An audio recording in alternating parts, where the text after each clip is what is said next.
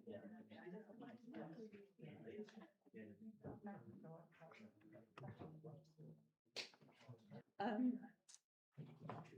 that the person?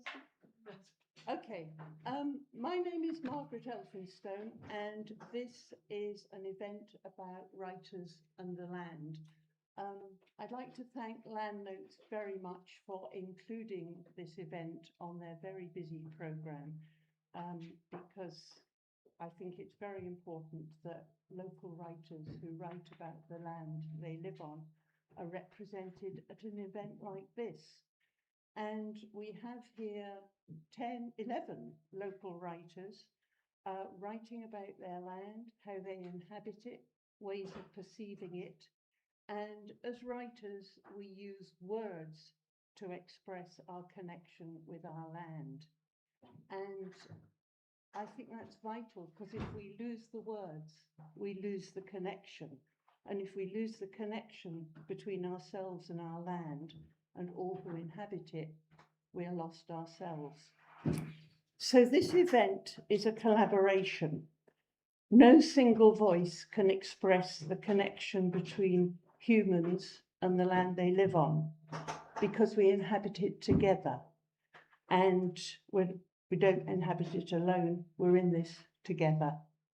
So for this event, the call out went to our local writing groups, the Writers' Cafe, Kenwords, Crichton Writers, Stewartry Writers and WriteOn. And we've had a great response. More would have come if they could. And this event is about all of us. And later on, you'll hear from the excellent writers who are here today. So the first part of the programme is I'm going to say about my own poetry collection, Time Seeds. And this is, well, basically it's book launch, I suppose. Time Seeds is a poetry collection, which was a bit of a surprise to me. It's poetry written over several decades, and I hadn't actually planned to publish a poetry book. I was asked to produce the poems, and somebody wanted to publish them. So these just happened to be the poems I'd written over 40 years or so. But when I came to put them together, I realised there is a theme. At the time, it was just what I was thinking about at the time. But what has emerged retrospectively is, I think, a theme about connections. Connections between people and land, people and their past. It's about the times in which we live. And for me, that is all about. I'm going to read you 5 poems. With the beginning of the year, with springtime. This was written about half a mile away, a mile maybe. Wild garlic. Water, colour of snow, threads down dark rock. Pools black under falls, stones stipple white, snow laces moss. This oak's old. Its sideways branches claimed this space long before the hazels came. Gnarled stripes of bark, reached by time, pachydermous, rub against my hand, saying nothing of the vibrant life within. Bare branches host a garden of fine-toothed ferns. Here's the place, a trickle of mud, and already tiny shoots like daggers, paler green than moss, pointed leaves with yellowish spines. I taste one, spicy with memory, hot on my tongue, wild garlic. I pick 2 leaves to take home. This is just the beginning. The next poem is a good bit later in the year, about this time of year actually. It's called After the Storm. It's about a Scots pine that was blown over, a pine I knew quite well, that was blown over in, I think it was Storm Arwen. After the storm. I touch red branches, that felt winds 50 feet above my reach. Green, grey, brown, rusty red, orange flakes detach under my hand. I trace a gash of straw-colour flesh, infant cones fringed by soft needles, supple twigs shaped by a vanished dance, branches that curve and twist to the lost winds that shaped them. Dead branches, scoured white, protrude like bones. Boughs spear broken turf deep into soil, silent echo of a thunderous crash. I could have climbed this tree once, feet, knees, cheeks rubbed red by flaking bark, my small body reeking of resin. Massive trunk, grey with age, roots cloaked in moss. I place my hand in your wounded side. Ochre flesh crumbles. I breathe in resin, clean smell of long-gone summers. Step over tangled brambles, carpets of twigs, fresh debris from the fall. I touch my face with pine-sticky fingers. You mark me. The next one, we're moving through the seasons here, is called Winter. Winter. Dark waits outside in stinging cold. 3 jewels fasten it: Mars, Saturn, Jupiter. Feathered grasses take shape slowly, each stalk wrapped in white, all so still. Fence and gate glint, ice enamelled. The white moon shrinks towards solstice. Hark to the owls, she said. Hark to the owls. And I still do after all these years.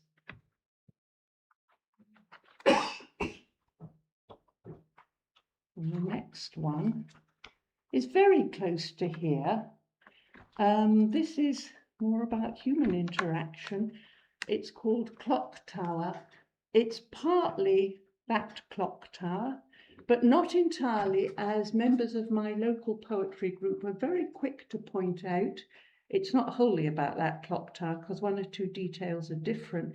And I realised it had kind of got amalgamated with a clock tower I grew up with and knew very well in my youth. Clock Tower. Light slants through louvres on oak beams grey with age.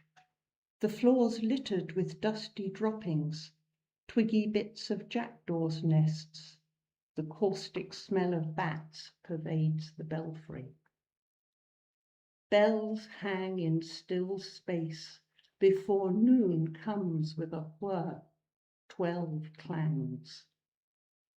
Echoes linger to fade like dusk. Such clam-jamfrey doled out in quarters strikes harsh on bat ears, tuned to infinite shades of subtler sounds. Time in a belfry requires alignment through cogs, gears, shafts, to 4 faces which never quite agree. Made by a master craftsman, time is a brittle artifice. Bats roosted on this spot when towers were living trees and bells the hoot of hunting owls. Bats hang still. This one is a kind of prose poem. This one is actually not set within walking distance of here. It's set on an island. It's called Last Walk, but I'm going to read it now because I think the Last Walk represents something we're familiar with anywhere, including here. There are places here where I, and probably you as well, have gone for a last walk in that place as we knew it before it was utterly changed. And I think that's a feeling we are familiar with, and sometimes you don't know your last walk is your last walk. Right, last walk. The wave came at Michaelmas with a full moon and a spring tide. After that, our land was soured, and we knew. Now I shut the door and say to the dog, last time. Paths pattern the marrow. It's early twilight with a hint of rain. Waves break far out on our shallow shores. Lines of white crisscross make little waterspouts and lace-like rafts. The thunder of the sea is familiar as my beating heart. I listen for the sound I will remember when I'm gone. Soft sand pocked by raindrops, scatters of pebbles over wet sand. Waves erase my footprints step by step. I pass the sculpted shape of the sea-racked tree trunk. Sky blurs into sea, clouds break. Scattered shells, broken bits of stones, constantly shifting. The island over the sound was tidal. We walked to school on firm sand. My mother remembers a marshy dip, brackish puddles, sliding wheels. Every year less pasture, more blown sand, and the sea, always the sea, churning. Water rises stealthily, lapping stones where grass grew under my feet when I was a child. So many colours in the pebbles, pink, sandy white, quail grey, guano splattered. Sea-washed kindling burns with green salt sparks. No point gathering it now. No fire, no hearth, no home. Tide slackening. Smooth water starts to ripple. It's as high as it'll get tonight. Seals used to bask out there where the skerry was. Sometimes at low tide, you still see the curve of white water. I turn inland, wind in my face. Clumps of thrift that will never flower cling where tideline and marron mix. I take a white gull feather, not a flight feather, but the small soft kind you'd use to line your nest, and a smooth pebble the colour of the sand. Our land. We stand, my dog and I, on the jetty where daisies bloom between crooked slabs, with stunted clover, plantain, grass, broken shells from feeding gulls. Lichen patches on the flagstones, like round islands merging into continents. Have they been growing slowly all my life? An orange lifebelt on a white post, rusted rings with the marks of ropes, but every mooring's empty. Saltburn, empty fields, breached dikes. The animals left last week, our last neighbours on the boat this morning. They'll come for us tomorrow. The moon's too clouded to light me back. Dark now, but my feet know the way they've always known. And there, one square of light left to lead me home. Our memories will soon be washed away. Last time, I say to the dog, last time. And the last one I'm going to read, because there has to be some answer to all this, is called Resistance. Resistance. Resistance is those who flower in poor soil, groundsel, self-heal, bittercress, speedwell, celandines forcing their way through cracks in rotten concrete. Is valerian, toadflax, creeping jenny, rooting in arid mortar. Forget-me-not, heartsease, black medic, thriving in sparse gravel. Is daisies, hawkweed, campion, flagrant buttercups thrusting through rusted iron, dandelions kindling wasteland. is violets, windflowers, bluebells where woods were raised, broom, willow herb, foxglove infusing bomb sites. Is all small things which will outlast these times, which inhabit neglected spaces, bringing right colour to our ravaged earth.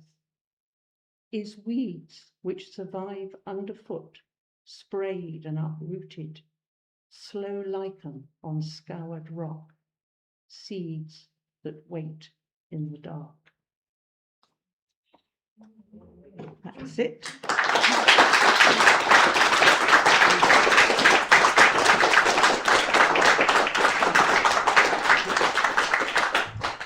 Thank you. And I was to remember to tell you the book is available there and you can buy it at the desk.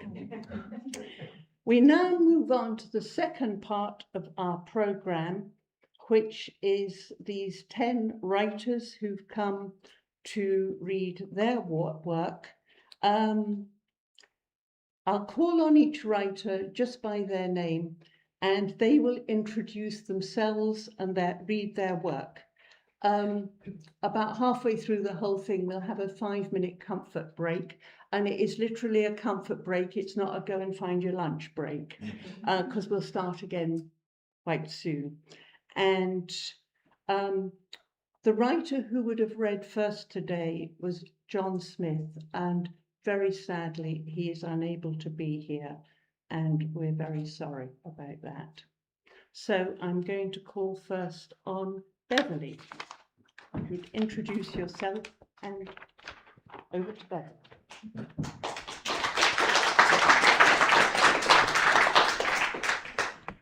Thank you, Margaret. That was marvellous, wasn't it?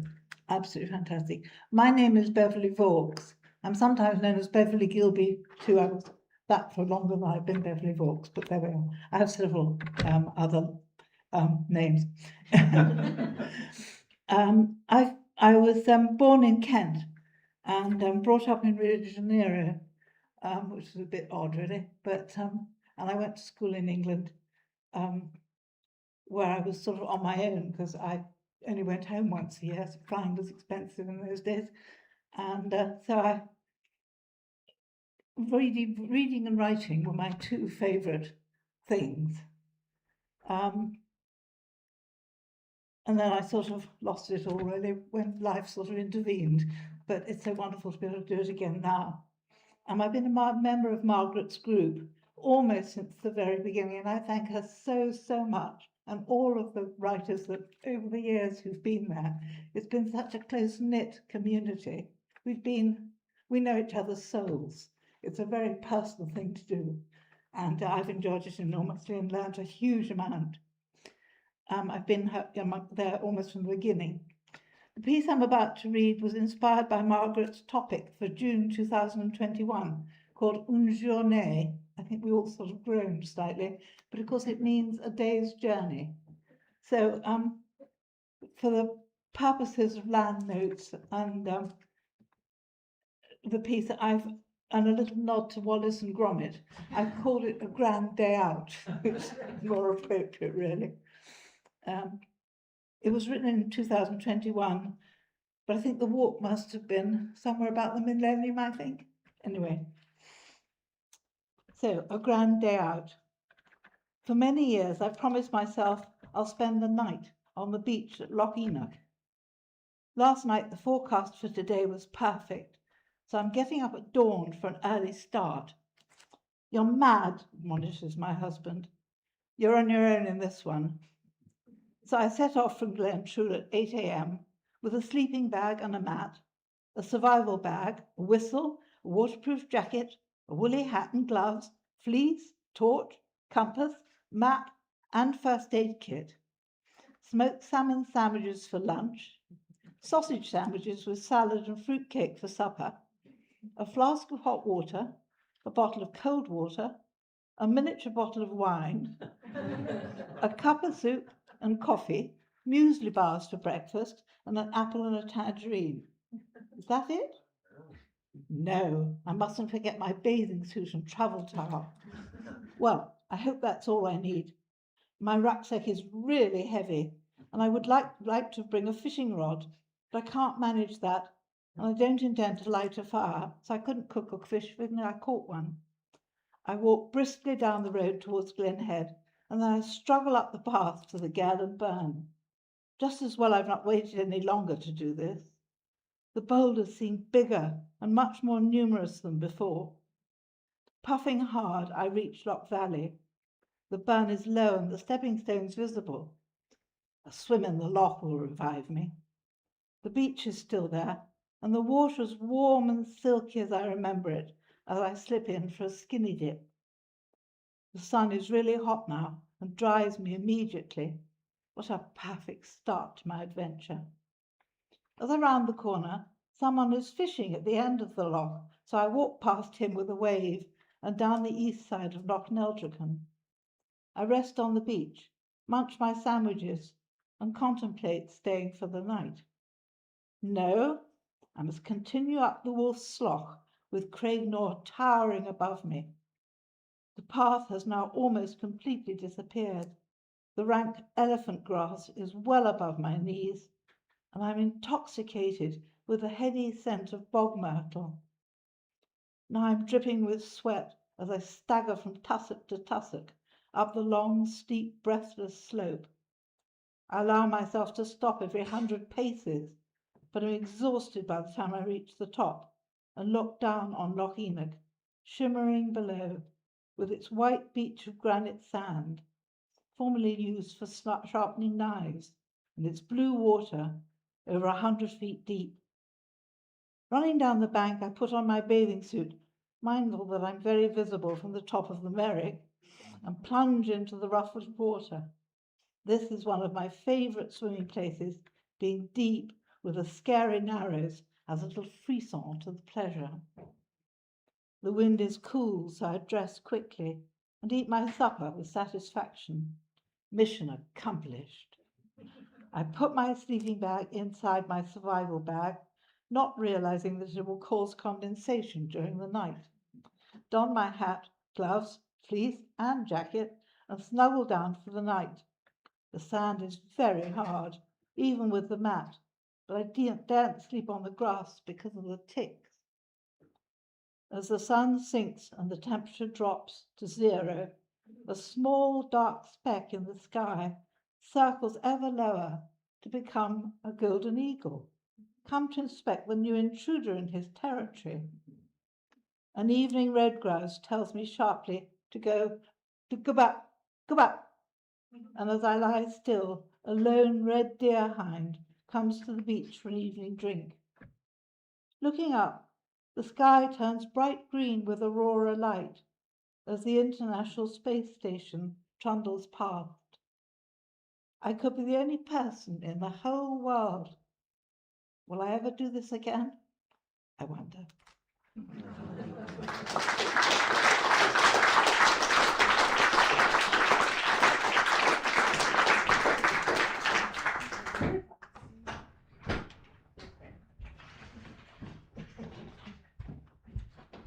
Hi there.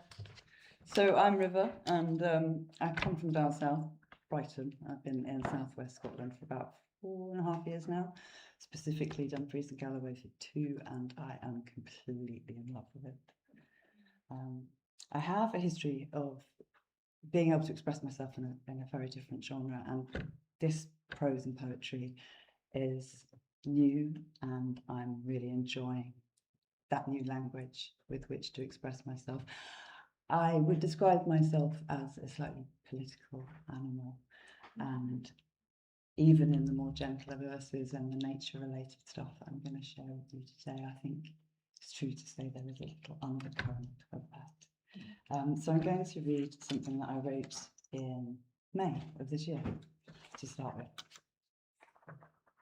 There might be a little bit of paper shuffling, a little bit of finger lifting in the head.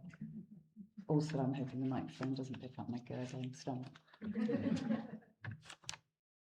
A parliament of owls and such. The birch, silver-tongued, whispering low with the gossiping wind, their tittle-tattle gathering pace beyond the woods and over the cattle field. Long grass bending to the will of it, nature on its knees. The wind, no longer ever changing and fresh as it should be, but stuck, blowing in one direction. It reaches the gorse, stoic, shrewd and unyielding, thorns to prove it. The ever-yellow shrub and its make-believe of constancy. Like the rhetoric of demagogues, it never leaves us. Roadmap to the future, unprecedented, robust measures. I've been very clear. Inherited debt, inherited lies, blunted imaginations. Cows give the answer, downward inflection, move. Sheep ask the question, upward inflection, where? The woods have the last word, rebuttals to the wind at sunset in Kilsture, as every bird that dwells here sings their evening song and what tittle-tattle brings. Wee you, bravo, bravo, went to war, what to wear, bebop, bebop. Hey you, silly you, sis chup, chup, chup. Cheer up, hooray, hooray, blue lips, go to bed, go to bed, go to bed. Go to bed. The owls will decide.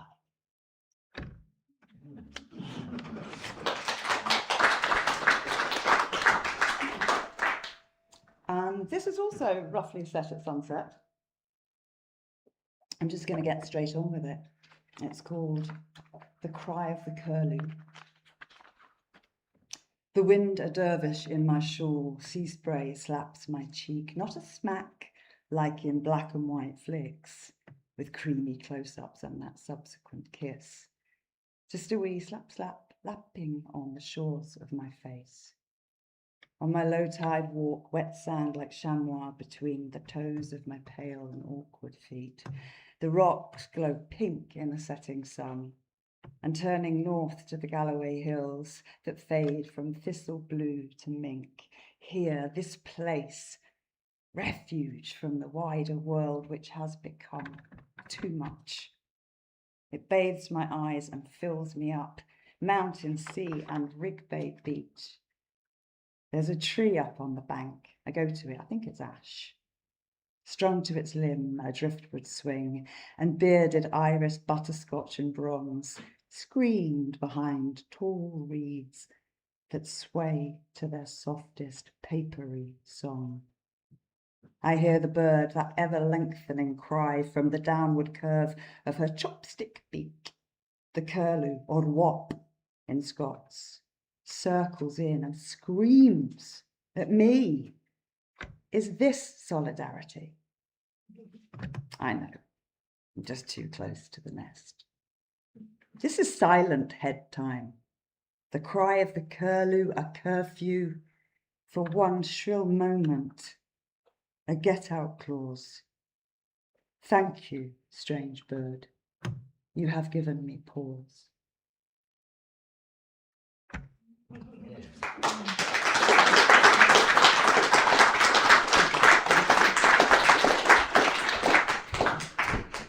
Larry.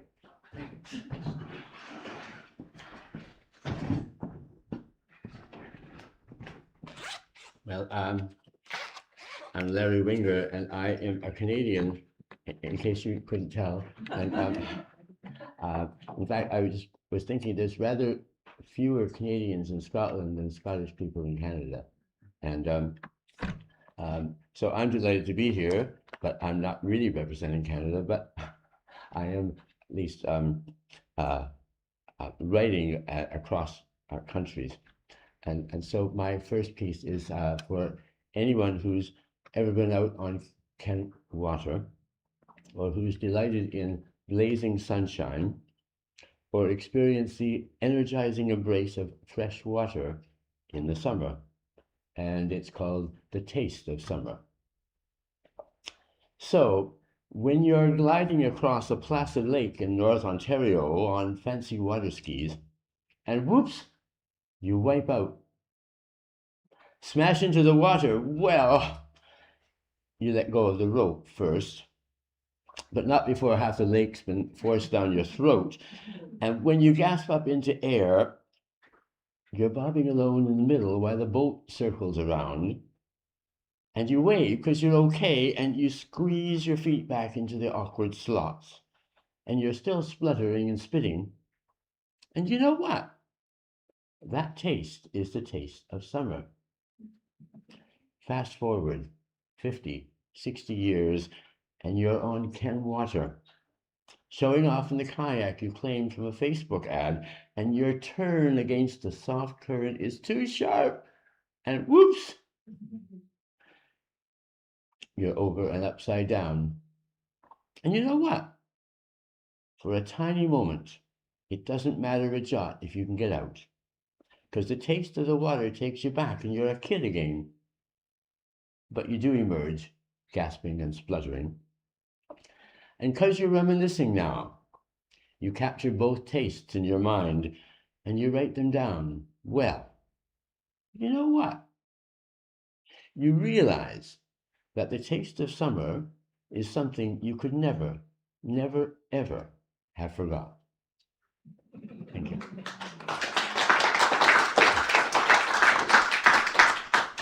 So, thank you. This piece arose from one of Margaret's WriteOn stimuli, which was to experience nature around us.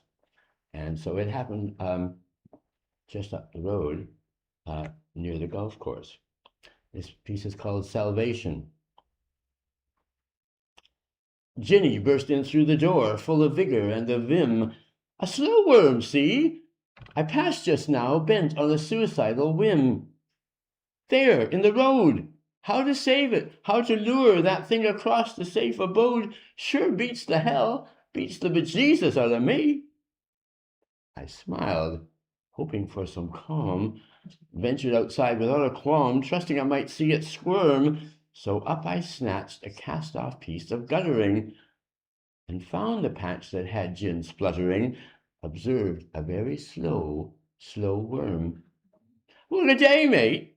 I hate to see you slithering so carelessly. Slide up into my guttering, so that my heart can quickly cease its palpitating fluttering. I carried back the legless lizard. Excitations in my gizzard. It slithed about, began to squirm. I kept it level, steady, firm. Back home, I marched my careful feet to the bottom of the garden, to the compost heap. Welcome! It arched itself and toppled clear. That canny wizard disappeared. Now, I'm not a religious man, but I'll turn metaphors. I can. Madam, I'm Adam. Ginny's Eve. And yonder worm that slithers free, it's safe in Eden, thanks to me.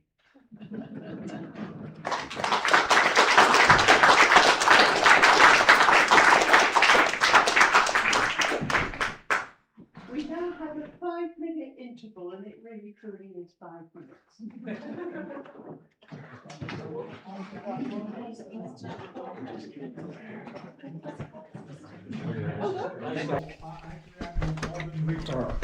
Who writes poetry and currently obsessed with trees, and there's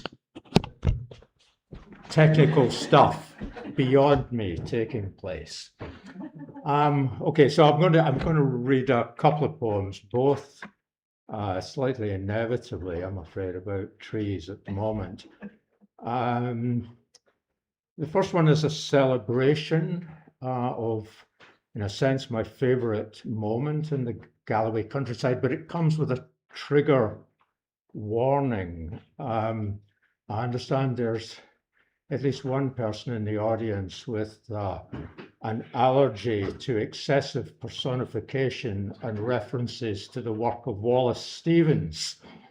I do have antihistamines available afterwards. It's Queen of the May.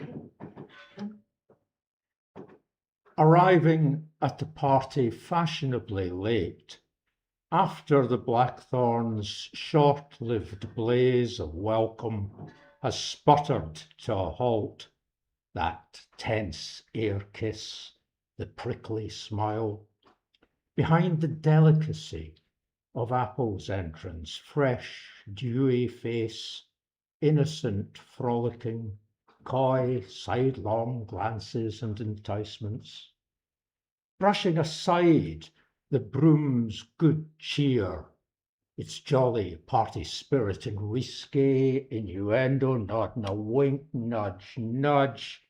Suddenly, there's May, flaunting it, casting off her clothes, the frilly and the flouncing, until full frontal, bra-burning, knicker-throwing, she arrives with green sleeves tinkling, all hail the Empress of ice cream, stretched out in her bubble bath along the whitethorn borders of every field and lawn in Galloway, inescapable, explosive, a wild ejaculation of a jouissance beyond the bounds of what is proper we should even be imagining. All frothy suds and concupiscent curds. Yum, yum. Come and get it, bees. Call the roller of big cigars. He'll just be pleased to see me. She's howling to the flower moon. Let's fructify. The cuckoo is calling you a fool for love. You who? You who? The heady scent of sex and death pervades the air you breathe and reeks of apprehension. The crown of thorns that hedges her around's laid out for you. Oh, please, just don't you bring her home to Mama. This is a serious botanical and folkloric reference there at the end. I hope you get it, that you're not supposed to bring whitethorn into the house, and it's because it has the same smell as rotting flesh, and so is redolent of death. The next poem is about the sessile or Atlantic oak. Sessile means securely attached, but in this case, it refers to the holding of the acorn close to the twig in the Scottish and Irish oak, as opposed to the effete English or pendiculate oak, where the acorns are attached on little stalks.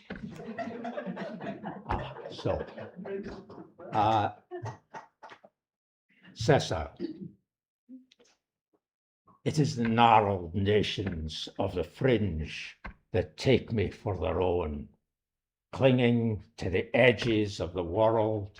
Atlantic oak, I bear the constant spliff of rain, the slant of wind, which way I see the world askance, telling it true, tholing no cant, while you are mazed by murk and har that hides what comes. Twisted and bent I warped to fit the world as I found it. Scrub oak, you'd say, stunted, scrawled, put to the axe and the blaze. Nothing lofty, aye, but we cling close to those we bear, our fruits held tight to meagre breasts, and generous to incomers, the myriad clingers on like us, the lichen and the mosses, the mycelial multitude, the crawlers, flutterers, burrowers, hiders from the storm. We are the old men of the old world, hanging on to you tight as bark, close as death. Thrawn, stubborn, return with measure your contempt. Will not be made to smile for your pleasure. We shall not beg pardon, shall not explain. Darach, Druid, the work is to foretell, the work is to persist. We shall sacrifice whatever that we must. It might be you. Put your fingers to my wounds, these scars and whorls, the record of all that I have lost, what being broken made of me when you made the world yours, and bound me round, ground me down to this small compass. My hope, as ever, lies in letting go while gripping tight.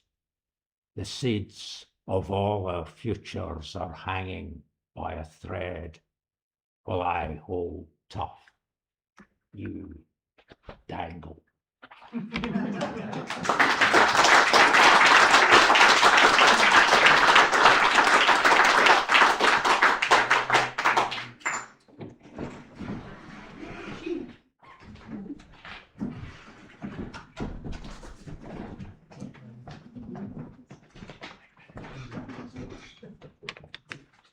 Thank you, Rob, that was wonderful. So I'm Sheena McCurra and I live not far from here by Loch Woodall. And I've been in Scotland about 40 years, happily, having been brought up in Hampshire. So on the tree theme, I'll continue with the rowan tree. I cling to the high crag, gnarled and stunted by years of edges and extremes. I don't know how long I've had life, for rowan have no memory of time, only purpose and the rings of growth within, some thick and others thin, according to the times. All we know is to flower and fruit as we have always done. But what I lack in height, my roots gain in issue within the mountain itself, probing deeply through every fissure and crack of these ancient rocks, penetrating as far as they can reach, each thread bearing water and nutrients to nurture my heartwood. Thus held, I can withstand all that is flung within those callous salt-laden westerlies, and can bear the heaviness of ice that weighs me down in the hard days of winter. My roots are the anchor on which I depend to stand for the decades that are given me. With them I cling on through the seasons, through rain, wind and drought, firm and steady. In April the sun will rise one day warm and bright, and I will sense the earth awakening again. The songs and scents of new growth will be on the air, and I will know that the first of the returning birds will soon arrive. First the ouzels will build their nest nearby, then the eagles will begin their courtship, sparring, hurtling down, and twine through the air till they seem certain to die together in some long love-lorn tryst, before breaking apart at the last. I know they will return to their eyrie below the high crag, and I will feel my own sap rising, my new buds bursting, the leaflets fresh, green and soft. The spring brings with it softer weather, showers and a warmer wind from the west. All life on the mountain hopes the savage storms of other years do not return, for they can wreak damage to new growth, chill new laid eggs, and other newborn creatures. When such disasters come, we are all in some way ravaged by them, and the weak may not recover. For after our new energy must be drawn from deep in the earth itself to replenish and refresh any damage. Our reserves of life at such times run low. In late summer on the crags, I rest easy beneath blue skies.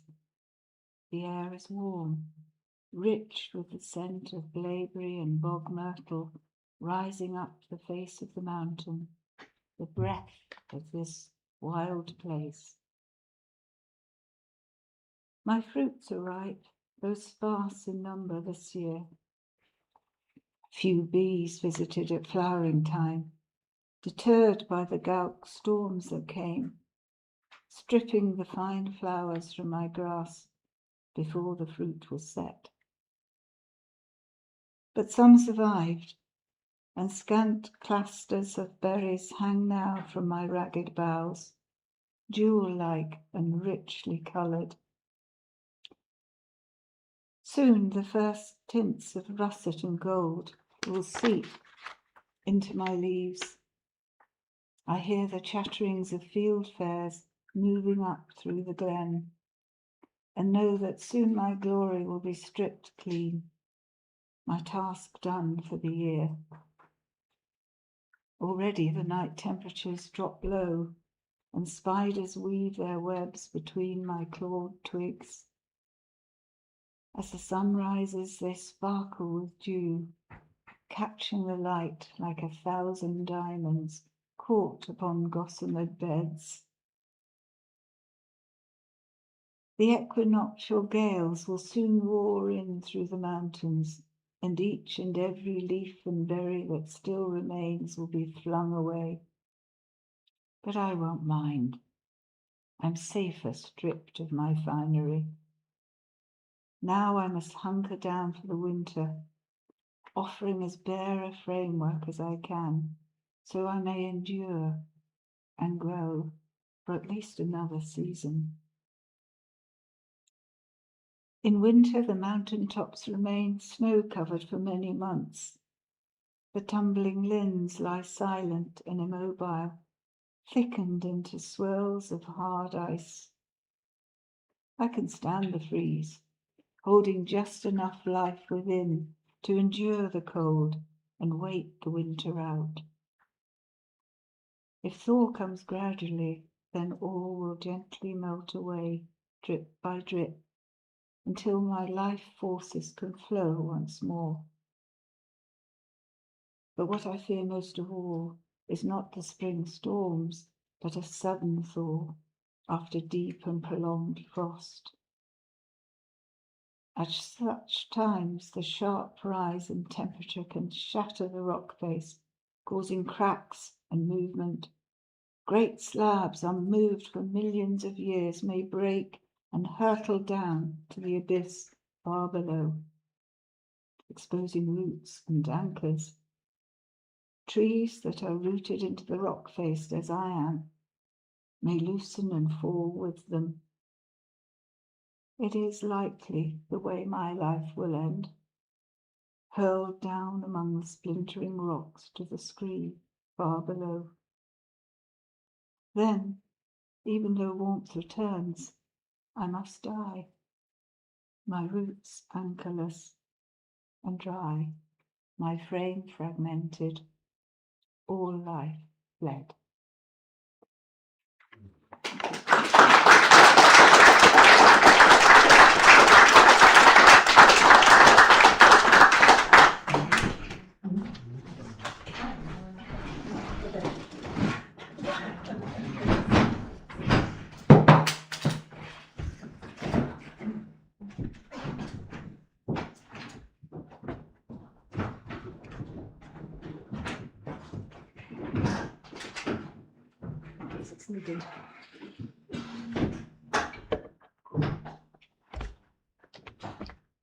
Hello, so I'm Anne Glaister.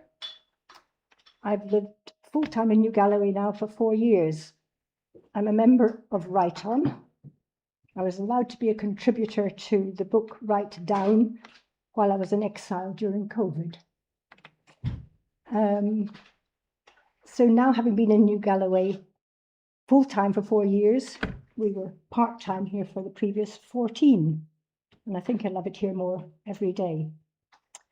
I was born in Aberdeen, but my previous life subsequent to that, after university, was as a psychologist and an academic in the south, in fact, and I've now come back to Scotland very happily. So this kind of creative writing is completely new to me, but it feels as if it sits really well as a natural part of living in the beautiful and friendly Glenkens. My first poem, however, is called Fault Lines, and it draws on geological metaphors to reflect the seriousness of what we're all facing today. The jaunty rhythm is a deliberate contrast to the content. Fault lines. Yesterday, it all seemed clear. It's much more muddled now. It's not just aging pulls the rug and leads to furrowed brow. The world had felt like solid ground. We knew where all things stood. In our mind's eye, all future paths looked promising and good. Tectonic plates are shifting and our boundaries diverge. All sense of certainty is lost as tipping points emerge. Hold tight within the ring of fire that threatens humankind. Subduction pulls us under, and deep trenches leave behind the loss of our tomorrow world that we had had in mind. The rosy glow has faded as I look around bereft. The children struggle to get by and fight for what is left. In distant lands where hunger reigns, no prospect of a break, and nothing that we do appears to shake the world awake. The paradigm has fractured and the fault lines stretch and drift. Our vision of a world of love has undergone a shift. We're trapped within that ring of fire that threatens humankind. Subduction pulled us under, and who knows what we will find when our tomorrow world is lost, forever out of mind.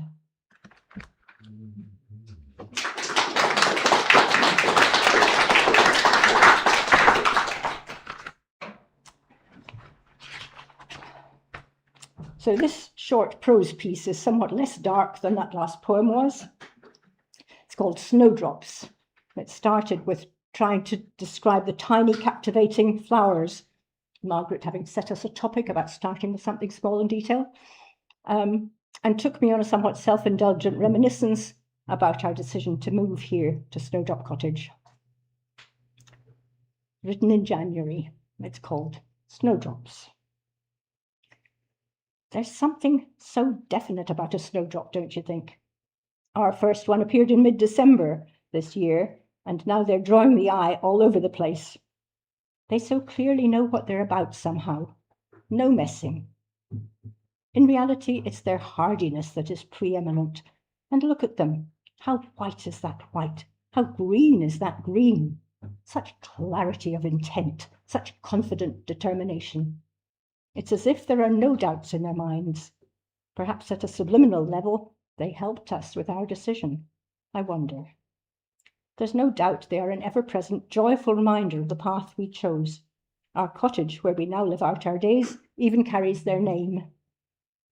Those who can choose are richly blessed. Circumstance may often drive choices that are unwelcome. Emergencies may force changes that are unsought. But for the lucky ones, choices may come about as a result of gradual shifts that trigger new ideas or re-evaluations. Decisions and adjustments may be made that alter the fabric of one's life. And with fortune on your side, new and wonderful opportunities may emerge. Our choice point came post-COVID. With exile from our part-time cottage at an end, we found ourselves once more en route for New Galloway. It had felt quite hard to pack up and load the car. The journey felt longer than before, more daunting. For years, the big city had offered us the safety of hospitals at hand, bus routes aplenty, easy travel routes by road, rail or air, and for us, access to open sands with views across the Forth of Fife. In New Galloway, however, we found our cottage again. We found the beauties of the Glenkens in a place of culture and endless opportunities to engage. Most of all, we refound friendships in a warm and welcoming community. Genuine and significant choice points call for time and space to ponder, to explore and walk around them for a bit. To have such opportunity is a gift to be received with gratitude and treated with respect and not a little awe. Car journeys can offer just such a chance for reflection, so reflect we did on our journey home. Maybe we should move full-time to New Galloway after all. Yes, let's decide to do that. Okay. Such clarity of intent, such confident determination, no messing.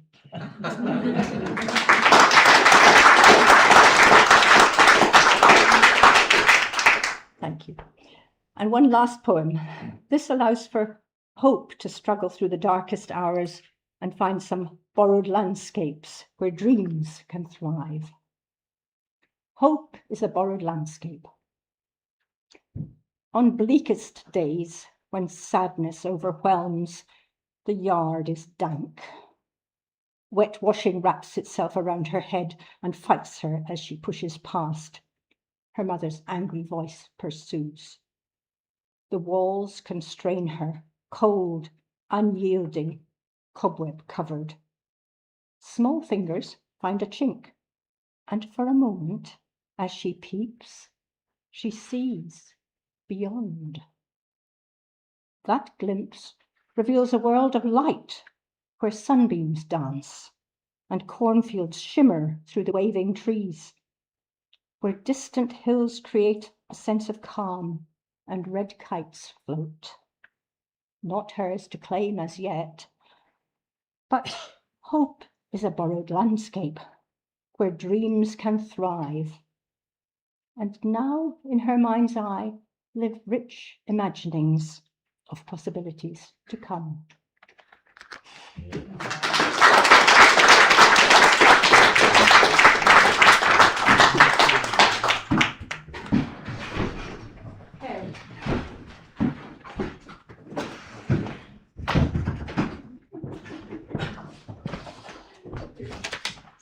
Good afternoon, I'm Kerry Coombs, and my wife and I are now toy farmers near Dumfries, having previously been somewhat more serious farmers in the Eden that was South Lanarkshire. Now, this is a very old story, and it may even be true. Adam is a singular child with a rebellious bent and a need to wander far from his friends and his closest kin. By the sheltered cove he sees glistening scaly fish being landed, and small black-skinned vessels beaching with strange exotic cargoes. Weavings, silks, sweetmeats, tools, bowls, metals, shinings. "Here, boy," says a weathered, soot-rimed beard hiding a wild, coarse growl. "Hold out your wee hand, take this." In it he places a child's fistful of hard, pointed, dull, golden grains. "Tend them well, boy, 'tis for you, 'tis a future. Find good soil, boy, push them a finger deep, fence them from deer and other sharp teeth. See them watered when they're young, when the moon turns, then you must turn too. Keep this secret close, boy, for they're your future." And the boy, Adam, closes his fist and runs back towards the new-done trampled camp. Near the scrambling, bewildered torrent of a burn, he finds a level hidden spot. It is his own secret place between the two leaning, cratered Scots pines, the three drunken alders and the aching willow. Shaded, but not so much, she thinks. It is his nature to think. Light is all. He scratches at the turf with his hands and a length of hazel back to bare, crumbling, sun-warmed soil, before pushing each of his score or more of tiny grains a finger deep. Protect from wandering mouths, he minds, and corrals his plot with stakes of shaft-like hazel wands. A wind gets up and his skin is wet, but he turns and prides his plotted piece of earth. A small enclosure built from nothing but what he has been blessed with and what he has gleaned. His tribe of wandering souls up their sticks and trail to the high country, to where the killing is clean and the tracks fresh, a chasing ground where the land stretches high and the clouds wander and fawns are speared and cloudberries and hazel kernels gathered. They move on and move on and on. And the seasons draw by and the small kinship gather once again as the days draw in, and Luke retreats till they stand by the self-same lock. Adam takes his hopeful curiosity to his own place, where he finds an overgrown, high-grown pasture. There is my plot, he cries in a whisper, as if his throat is brushed by the breeze. His tall, strong immigrant grass fighting with the stems of fat hen and meadowsweet and bent. He pulls 3 stakes and makes claim to his own domain, where nothing but corbies and kitty wrens and mice have strayed or visited. There is magic here. Grasses like have never been seen, tall, heavy, drooping, golden ripeness. He hastens back to his mother and his sister, laden with the very first sheaf of yellow, hard-grained stalks, tied with a twisted stem, cut with a chipped stone edge. Some God has blessed you, boy, says father, cracking a seed between his broken teeth. Adam has stored 4 handfuls in a hollow tree, his secret wrapped in a tallow mocking skin, out of reach of field mice, shielded from greenfinches. Harvested and stored, it will sleep tightly over the bitter, sleep-driven winter. Adam will return when day and night shall time again, when Eostre calls from the south country.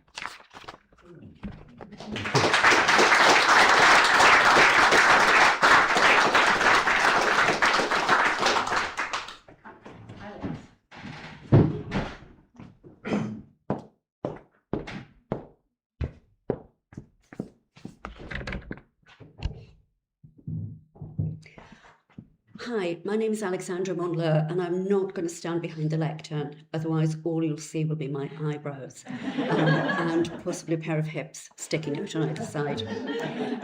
I'm minimalist in more than one way. I tend to write very short pieces, and I don't know if inspiration is the appropriate term, but I tend to write based on people's stories and a kind of ongoing disbelief that as humans we continue to make the same mistakes, and that we live in a world which has experienced for centuries forced migration and religious intolerance. And sadly, that's a situation that we sometimes find ourselves still in. I've got 4 short pieces today. 2 are quite gloomy and 2 are a bit lighter. As I say, they're short, so your agony won't be very long-lived. The first piece is called Sweet William, and it's based on an unnamed gravestone in the village where I live, in Crossmichael. William Graham was a 17-year-old Covenanter who was chased down by government forces and who was killed for his beliefs. His body was left in the street, in the main street in the village, for 7 days, on pain of death for anybody that tried to move his body. I've written this piece called Sweet William on the voice of his mother. I sewed the shirt that William wore. I keep it now, musket scorched and torn. The sandstone of his unnamed grave recalls its bloody stains. Yet I, who keened 7 days beside his cooling corpse, need have no stone memorial. I sewed the shirt that William wore.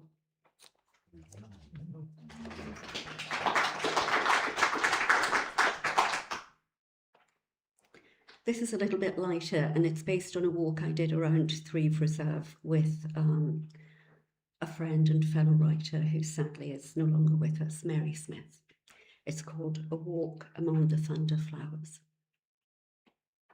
I chanced upon Angelica and Peregrine today, in their deep chestnut damp, nestled between loch and field, in this place where foxes wear gloves and wild dogs flaunt delicate roses of ice cream hues, pink and white. We joined hands to step along the path, bounded east and west by marsh moonwort and dandelion, where downy tufts of lion's tooth parachute the thyme, and humble yellow flowers ferment into sweet barley sugar wine. As the custodian's bell rang out, reflections of the castle keep foursquare rippled in the Dee, and curls of silver birch became copper in the gentle light of the setting sun.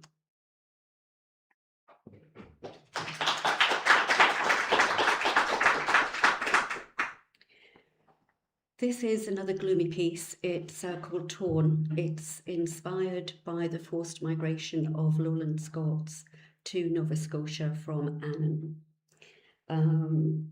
Several years ago now, I think, Beverly, it probably was 3 or 4 years ago, Vivian Jones led a workshop for Crichton writers where we looked at passenger lists of the people who had been transported in vile conditions.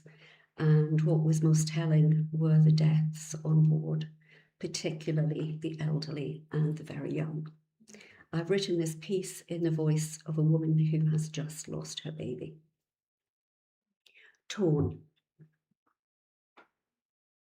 I cannot bear it. I cannot. They tore him from my breast, where hidden soft in the folds of my shawl, I had thought to keep him safe. My boy, whose suckling stilled. My breasts wept milk as I sought to hide my tears. Yet they took him, alerted by our silence. He lies now beneath the evil sea that claimed his innocent life. Bound and unblessed, bound and unblessed.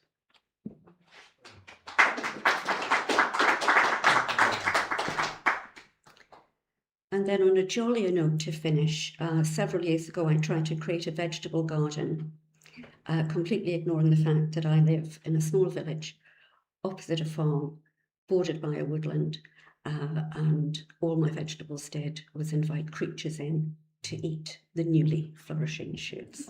This is called wild soup. If only I could catch that hare, for he lives so close, I swear, huddled in my sweet pea tower, hidden in its pastel bower. I could make wild hare soup. If only I could shoot that hare, I'd hang it in my larder, where its blood would drip until done. My marinade would be begun. I could make wild hare soup. If only I could cook that hare, I'd stew an apple and a pear. I'd serve it in a china dish and declare it quite delish.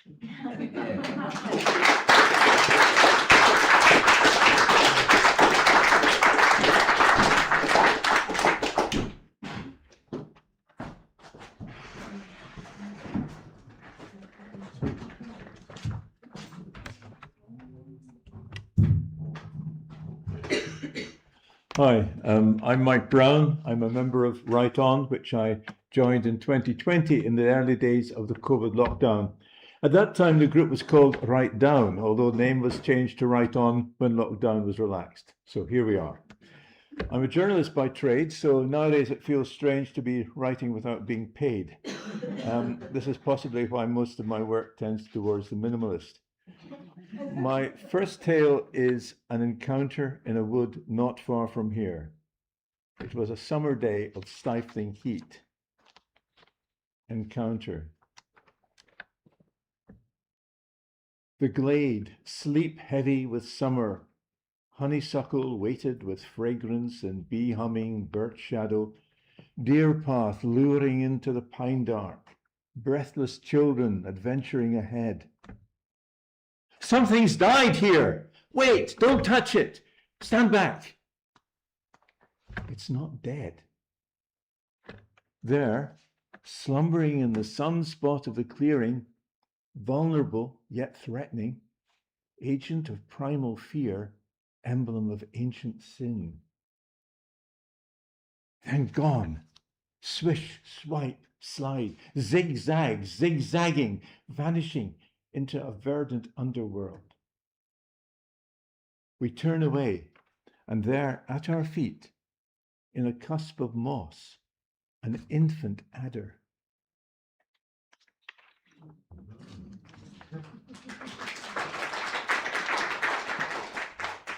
Last autumn, I volunteered in an archaeological dig on an Iron Age hill fort at Stroonvregen, some miles east of Carsfern. Kneeling in the mud, lashed by wind and rain, neither my enthusiasm nor I were to last long on that hillside. But we took our lunch break not far from a newly discovered fire pit, complete with burnt bones and charcoal. That got me thinking about the last people to have touched these stones, the people who built it 1,000 years ago. Things must have been very different then, or maybe not. Stroonvregen. Where did you come from to lay these stones? Whose hands last felt their grain? 80 of generations past, till fingers touch again? Where did you come from to lay these stones? Were the ravens watching then as now? What drove you to build such massive walls? Your fear or man's proud boast? No answers from the fallen stones. In silence they are lost. What drove you to build such massive walls? Was a wild wind blowing then as now? What meal were you sharing by that fire? Who caught the beast you ate? Charred bone and charcoal witness give, but don't reveal your fate. What meal were you sharing by that fire? Were the ravens watching then as now? Who were the strangers out with your walls? Why did you shun their band? Did alien tongues or customs strange or fear withhold your hand? Who were these strangers out with your walls? Were they branded demons then as now?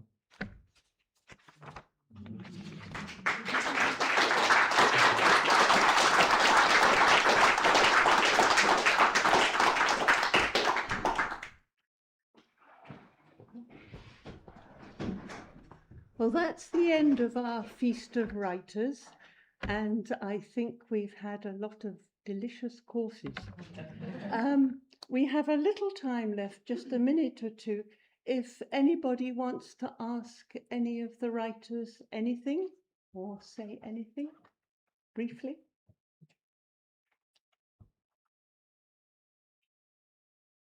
You're all stunned into another realm, which is great.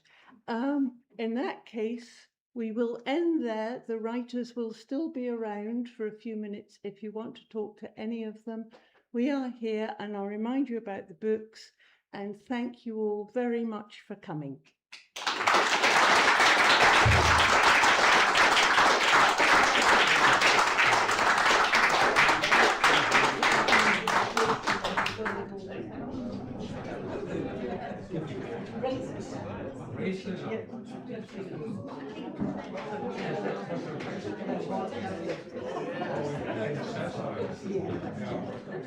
Yeah.